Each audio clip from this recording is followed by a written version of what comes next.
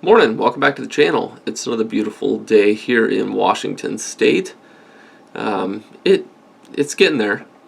We've got some good warm weather coming here in the next couple days, and I'm really excited about that.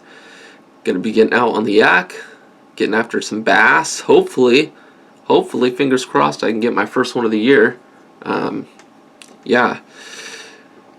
So I thought I'd come on here this morning. Yeah, it's Sunday morning as I'm filming this, so figured I'd come on here and just sort of update you on some things, talk at you a little bit, and yeah. So first things first, what am I carrying this morning? What am I flipping and what am I sipping, as Erica over Not Your Average EDC would say? I am flipping this morning Spyderco Native 5. This is a honey of a knife right here.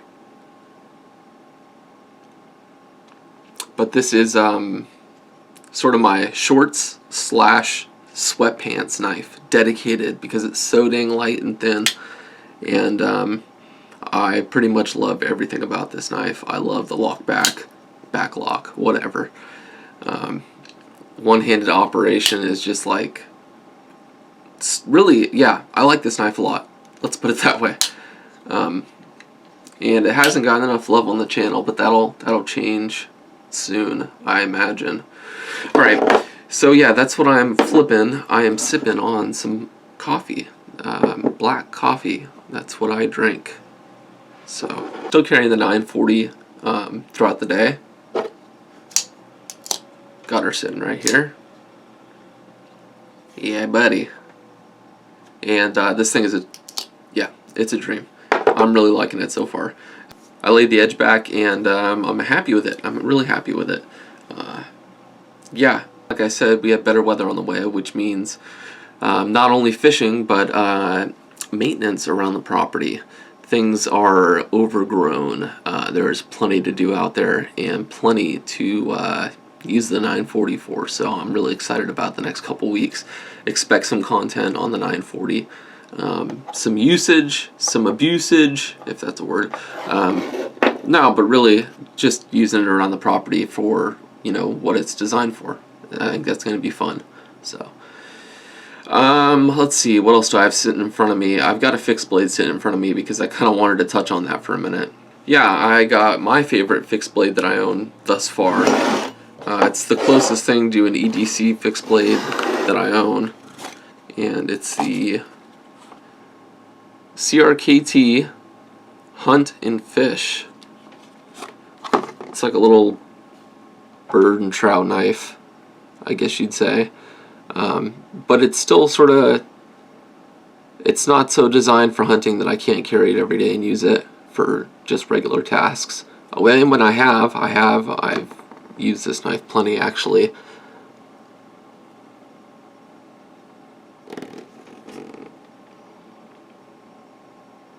You can see there's some marks, there's some smiles on the edge. This thing's kind of been through it, and I kind of learned how to sharpen on this knife. So freehand at first, and then using guided sharpeners and stuff like that. But this knife has sort of seen it all. Blade Steel's 8CR. It takes a screaming edge, but it doesn't hold it. If you don't mind sharpening your knife, which I don't. I don't know, it's been a pretty good blade. It's well balanced. I like the scale material. It's just layered G10. Yeah, just layered G10. It's actually a really nice knife for a CRKT. Like, and I don't mean that in any disrespectful way, but CRKTs are cheaper knives. It's just kind of, it is what it is. But this is pretty quality. I've had it for probably going on 4 or 5 years now, and the sheath has held up well. I mean, it's a little torn up from usage, but overall it's held up well. Real leather too. I mean, I think I picked this thing up for like $60 when I bought it. all those years ago. And so anyways, the point I'm getting to, because I've talked about this knife before on the channel, but the point I'm getting to is that I don't carry it very much. It's seen some time, but I don't carry it very much because of the knife laws in Washington State. We have some restrictive we have some restrictive knife laws, not as bad as like California and stuff like that, but hold on. You can at least have automatics in California. I know they've got to be tiny little things, but at least you can have automatics. We can't have automatics in Washington State. We can have assisted knives, but yeah, no automatics, no OTFs, no, yeah, pretty much those are the restrictions. We don't have a length restriction on knives, thank goodness, that I know of. And I've read into the damn knife laws as best I can, and they are not well written. I'll put it that way. They're not well written. They're very open to interpretation at times. But luckily there are some websites out there, I can't think of them off the top of my head, that have tried to dumb down and simplify these laws for the common folk. But, as far as fixed blades go, as best I can understand the law as it's written, you can't conceal carry. See, that's where it's weird. Excuse my French. That's where it's weird. You can't conceal a dirk or a dagger as it's put. And God, what was that written in the 1500s? Jesus, update the freaking language of the bill at least. I'm ranting here, but it's okay. So yeah, you've got to open carry your fixed blade, and then the law goes on to say, again, as best I understand it, as it's written, that you cannot open carry a fixed blade in a manner that is disturbing or intimidating to the blah blah blah blah blah. So it's like, what do? Especially with a knife like this, which is set up for scout carry. Like, am I gonna keep my shirt untucked around the knife? You know what I'm saying?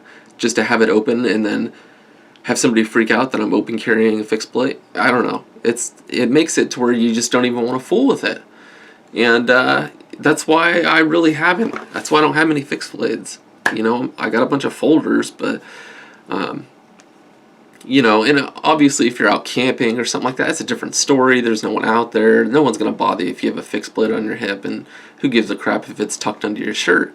But I don't know. It's made it difficult over the past few years. Yeah, it's just been interesting. I think that's it for my little rant. I don't usually talk this much, but we're coming up on 10 minutes here, so that's before editing. Thank goodness for editing software at times. Yeah. Alright, I will see you guys on the water probably here in a couple days. Tuesday is supposed to be like 60 degrees where we are, and it's going to be... Hopefully it's going to be some good conditions. I don't even know what the moon phase is right now, but hopefully things are going to line up and I can get on a bass bite. So yeah, definitely ready for that. Definitely ready to start pumping out some fishing content for you guys. Continue pumping out some knife content. Like I said, we've got some more stuff on the 940 coming up soon. Got some projects coming up around the house that are going to require the use of a hard use knife, and yeah, I'll continue to keep you guys abreast of the situation.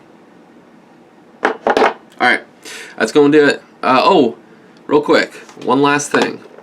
We just hit 300 subscribers. That's a huge milestone. Yeah, that's awesome. I woke up to that this morning. I checked the old YouTube studio to see how everything's doing, and sure enough, it said 300 subscribers, so that's awesome. Thanks, guys, and if you're new to the channel, welcome. Yeah, hopefully you enjoyed this crazy little video I just put together. A lot of rants, a lot of talking.